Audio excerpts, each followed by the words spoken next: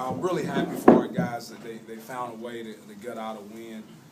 You look at the minutes that our guys played, with only 6 scholarship guys, and Trevonte Bloodman must have a third lung in there somewhere. He just played so hard for 39 minutes like that. Then Craig Sword did some really good things for us as far as having an assist turnover ratio that was positive. You look at Colin Borkert, he had 10 rebounds in the first half and finished with a double-double. But just finding a way to gut out a win, and then to go in the locker room and see so many people happy for Baxter Price, because he's just been an absolute warrior for us every day in practice. So the last thing I want to say is, like, you get a chance to read some things, and people are talking about we're the worst team ever in SEC history. So I guess we can't be that if we finish 13th out of 14th. The players, the players are mentioning that Denson was trying to get to the basket, was having a lot of success. You guys called timeout, said cut off his left hand, don't let him drive left. One correction, he wasn't trying, he was. he got to the basket every single time, and scouting reported, we told him don't let him go left, he's going left.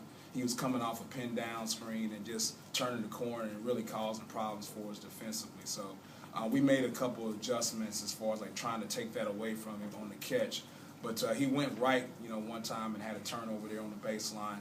But you can tell your guys with him, don't let him go left, close out short. But he is really quick, He has some fast twitch fibers there. And he caused our defense a lot of problems by getting to the paint so easily.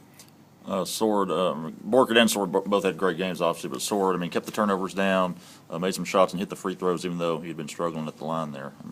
Yeah, and I was wondering where our offense is going to come from there because we struggled there offensively in the first half. But, to our guys' credit, they did a good job defensively as well in the first half too. But, we ran some ball screen actions for Craig Sword up top early, and he got into the lane. He created offense, for himself, got to the foul line, just broke down the defense right away because we wouldn't have a lot of success in our motion. So, Craig's that guy for us that's got to be able to get into the lane and go make plays when we can't find offense. Was this Borkert's best all-around game, you think? That or Ole Miss. I'd have to look at tape to see, for sure. But statistically, this would be his best game, I would think. Yeah. Fred hit that big three-pointer. If I'm not mistaken, Brad might know this. I guess he hit a three-pointer to beat Tupelo a year ago tonight. Yeah. The championship game. Yeah. Talk about how big that shot was to set you guys up for the free throws down the stretch. Yeah, Fred had been in the funk there.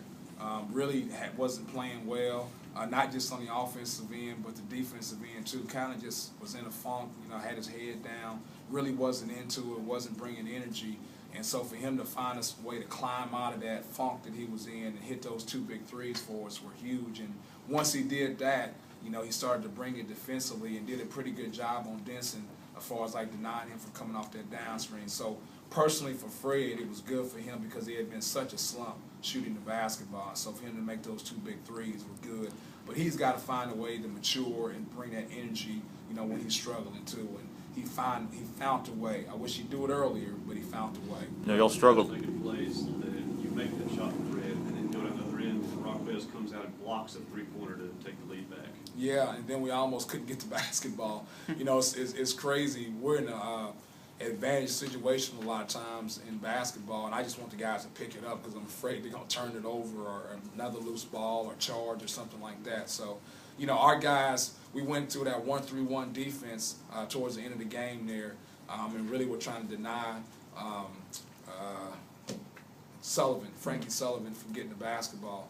And it worked, but we made other people make plays, and they just didn't convert. I thought they had some good looks, but they just didn't convert. Had some trouble feeding the post, in particular Gavin, but the guys seemed like they found other ways. They hit some jump shots that haven't always fallen, and just, driving to the basket and that sort of thing. Yeah, Chubb's a big old physical kid, and throws his body around in there. And then number 0 is such a long kid, and that always bothers Gavin. But then Gavin did get some opportunities and just had a hard time finishing inside. But, the thing I liked about it was when he didn't have success, he went right back and got the offensive rebound and tried to put it right back in. He threw his body around some. So Gavin is coming. He's coming. Yeah. Your kid,